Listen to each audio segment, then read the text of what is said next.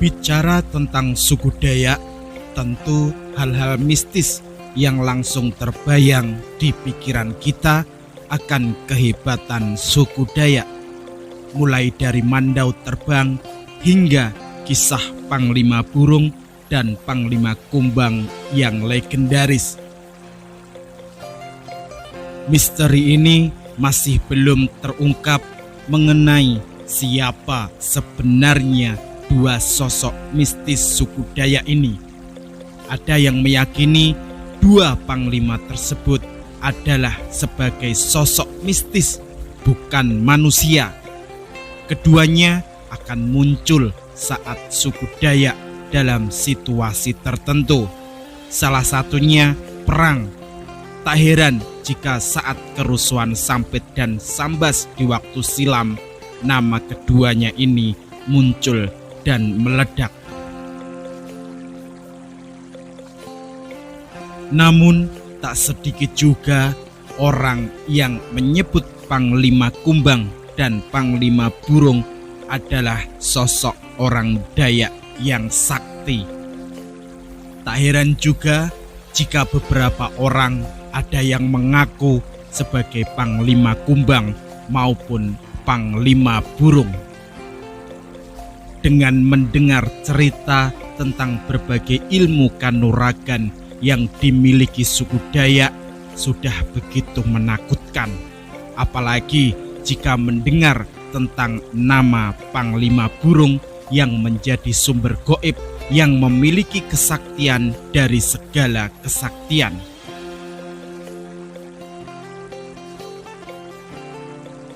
Mendengar tentang kehebatan suku Dayak saja, sepertinya kita sudah tak perlu lagi mempertanyakannya. Ya, di tanah Kalimantan, di bumi Borneo, merekalah yang paling disegani dan dihormati. Selain sakti, jumawa, karismatik, mistiknya yang masih kuat membuat salah satu suku tertua di Indonesia ini juga begitu ditakuti.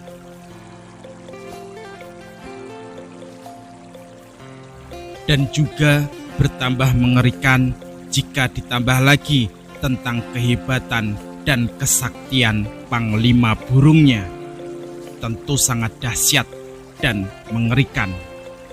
Panglima Burung itulah yang membuat Dayak disegani dan ditakuti. Ya, ini adalah tentang eksistensi sosok penting yang sering disebut sebagai Panglima Burung.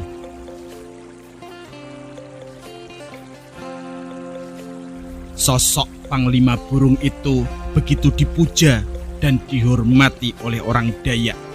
Ia adalah pahlawan yang akan membantu orang-orang Dayak menyelesaikan masalah pelik yang berat. Konon ketika Panglima Burung muncul, maka dipastikan masalah sebesar apapun akan segera mampu terselesaikan. Lalu seperti apa sebenarnya sosok yang satu ini? Apakah ia memang sekuat seperti yang diberitakan?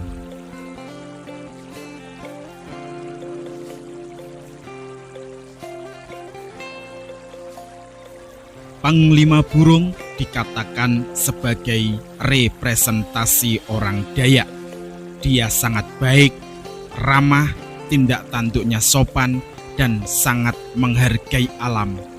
Panglima Burung juga disebut kalem, sabar, dan tidak suka berbuat kerusakan. Intinya, dia sama seperti orang Dayak kebanyakan. Tetapi semua sifat baik itu bisa berubah kalau kondisinya sudah berbeda.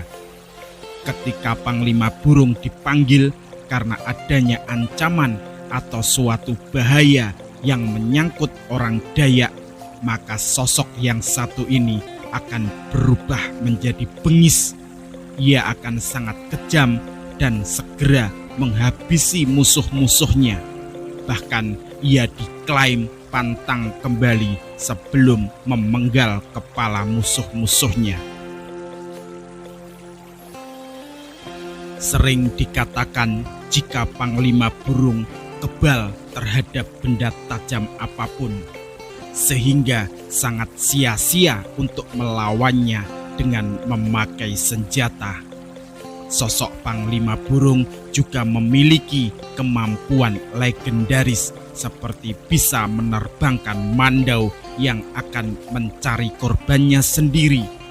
Ia juga bisa mencium bau musuhnya dengan sangat jelas hanya dari aroma dan darah. Satu hal lagi, ia juga punya mistis yang sangat kuat.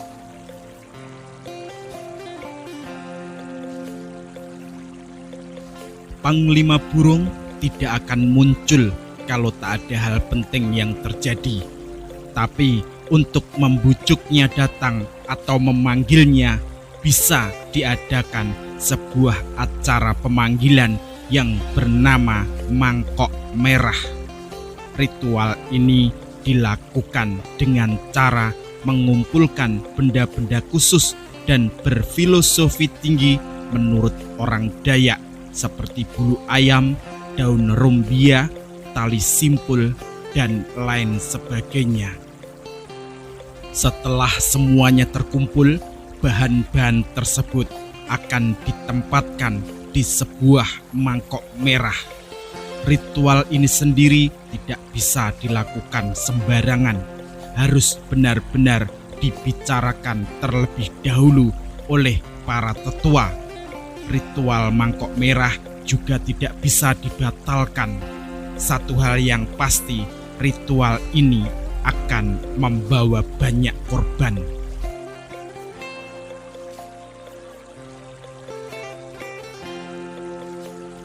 Banyak cerita yang beredar di masyarakat tentang kesaktian Panglima Burung. Sering dikatakan bahwa Panglima Burung kebal terhadap senjata tajam apapun, sehingga sangat sia-sia untuk melawannya dengan memakai senjata. Sosok Panglima Burung ini juga disebut memiliki kemampuan menerbangkan mandau layaknya bumerang yang akan mencari korbannya sendiri. Panglima Burung juga bisa memasukkan roh pada semua anggota pasukannya agar kebal terhadap senjata. Ya, Panglima Burung memang punya mistis yang sangat kuat.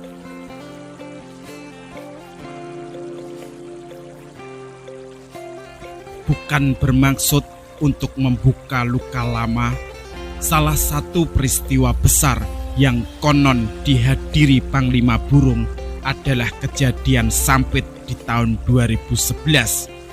Ya, seperti yang sudah diketahui bersama, peristiwa Sampit adalah perseteruan antara dua suku. Banyak nyawa yang melayang kala itu, dan sebagian besar korban yang meninggal dari pihak pendatang, dan diduga hasil dari perbuatan Panglima Burung. Tanpa bermaksud mengorek luka lama, hanya saja peristiwa ini kerap kali dijadikan bukti otentik akan sosok Panglima Burung yang melegenda di bumi Borneo. Dan semoga tidak ada lagi peristiwa yang terjadi seperti itu.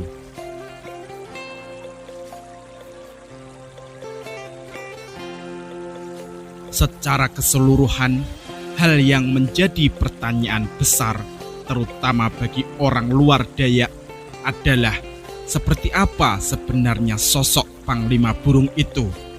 Banyak yang mengatakan bahwa tokoh satu ini berwujud manusia asli dengan fisik kuat dan sudah tua. Namun ada pula yang mengatakan bahwa Panglima Burung adalah sosok gaib yang dipanggil melalui ritual. Tentang Panglima Burung, dia disebut mendiami pedalaman hutan Kalimantan selama ratusan tahun. Dia bersemedi di sana dan akan bertindak begitu dipanggil oleh anak cucunya. Sosok yang satu ini juga pernah disebut sebagai jelmaan burung enggang, makhluk suci yang dikeramatkan oleh suku Dayak. Ada juga versi yang menceritakan bahwa Panglima Burung adalah gelar yang diberikan kepada seorang panglima di tanah Meliau, Kabupaten Sanggau, Kalimantan Barat.